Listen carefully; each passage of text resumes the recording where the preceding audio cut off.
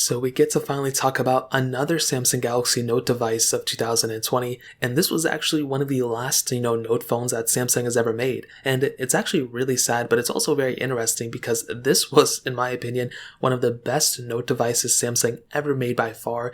The Note 20 Ultra is just a flagship that still feels and looks extremely premium. Now, it came out over almost 2 years ago, which is pretty insane. It came out in 2020, and there's a lot of pros and there's a lot of, there's a few cons. There's not a lot of them, but the main con I can think of is that the hardware of this phone is probably going to outlast the software of this phone, which is very, very sad, and it upsets me quite a bit. But, if you want to pick it up, links are down in the description. The S22 Ultra is about to come out too, and that's supposed to be like a Note 20 replacement or something like that. I'm not too sure. So, if that comes out, I'll link that in the description too. But let's go and get into this video. So on the body of this thing, on the front, you have a 6.9-inch dynamic AMOLED display, and it's a 120Hz panel. And as I mentioned before, for many years now, Samsung makes the best panels of all time. They probably make, the best panels, period, even for TVs and stuff, in my opinion. But this panel on this Note 20 Ultra is very beautiful. It's 1440p, and it's also 120Hz. So it really has everything you'd probably ever want inside of a panel. And that's the one thing to keep in mind with Samsung. They do such a beautiful job with these panels that it's not even funny, in my opinion. You have very little bezel around the whole entire panel. You have a whole bunch display, and it's a curved panel too. So some people prefer that. I actually like that a lot. So this panel is beautiful without a doubt. You have a USB Type-C port on the bottom with Samsung DeX. You have the S Pen as well, and that's something we really don't see a lot from these type of phones. I mean, the S Pen kind of came with the S21 Ultra, but it's kind of like an accessory. This thing had it built in, which was so cool. You also had a microSD card slot on this Samsung device too, and Samsung's kind of like taking it out on all their devices, which is so annoying, but this device actually had that, which is so awesome. Now on the back, we have this frosted glass back, which, as I mentioned before, this thing is a very premium feeling device. And coming from the Note 10, this one was actually, a pretty good looking device, and I think it definitely looked better than the previous devices that we had, from Samsung, except maybe the Note 9. That was a very good looking phone too, but this one looked very good on the front and the back. You have wireless charging, reverse wireless charging, IP certification, the whole 9 yards. This device has a ton of capability for sure. Now we do have to talk about the camera setup on this thing. On the back, this thing had that 108 megapixel wide angle lens,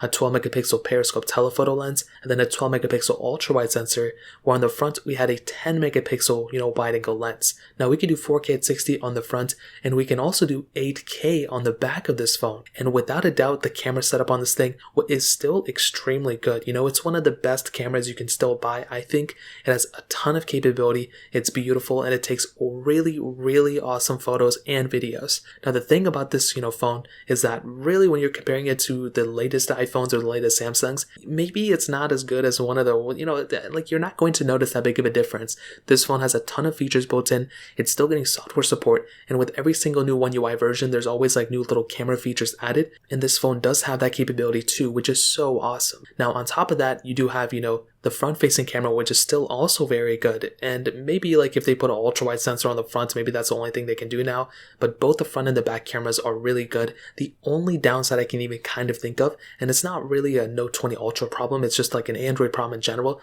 is a lot of these application developers who develop apps for Instagram and TikTok and Snapchat, a lot of those features and a lot of those cameras within them still don't utilize the full-on camera on these Samsung phones, and it's very annoying, I feel like they could easily have the best camera quality if those developers were to, utilize the full camera on this, phone. I don't know how they can do it, but iPhone quality is always much better in those apps, but in the stock camera app, it doesn't really get too much better than this, in my opinion. So in terms of the camera, beautiful camera for sure. Now in terms of the longevity, like I mentioned, this is probably the sadder aspect of this phone. It's still supported with software. It's still going to be getting probably the next version of, One UI as well. But the problem with this phone is that the hardware is just going to completely outlast the software. And this hardware on this phone is going to be lasting for a long period of time.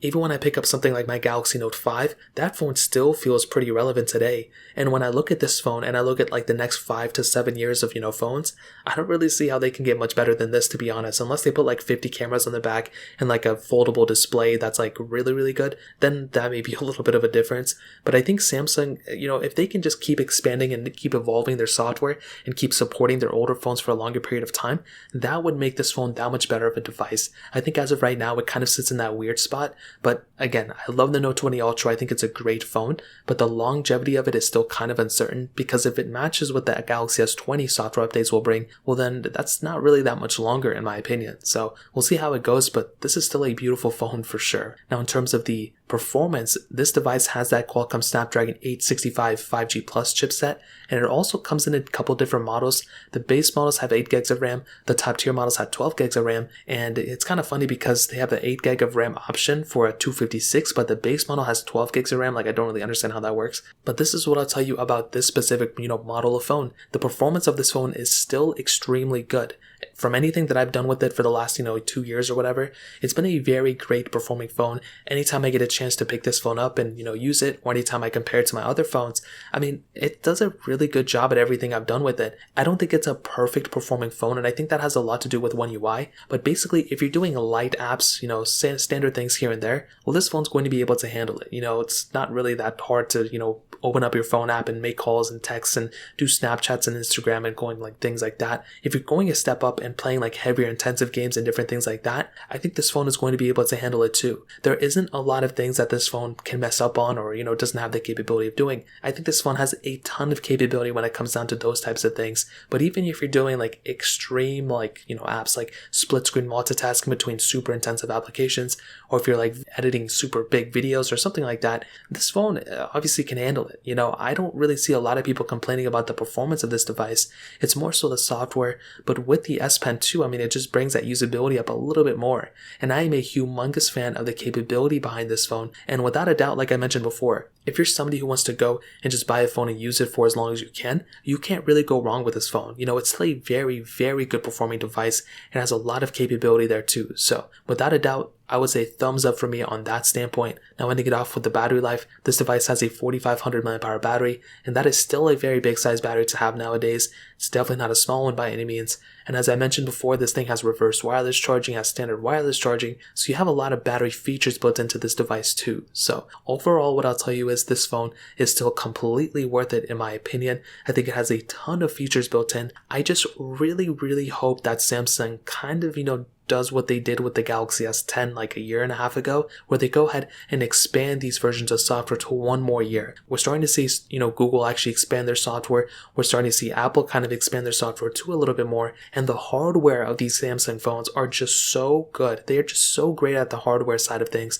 The screens are amazing. The build quality is really good on this phone. You have a ton of features built in. I just really hope, even if they stick with One UI and they don't, go and make their phone stock Android or whatever, even if they go ahead and just expand their software lifecycle one more time, that should be enough for these types of phones to, end on a reasonable note. Because if this phone ends on when next year or the year after, that's kind of a short lifespan for this phone. Like, it could have easily handled many more updates, in my opinion. So in terms of that, I will definitely tell you, pick up the Note 20 Ultra. I think it's a great phone.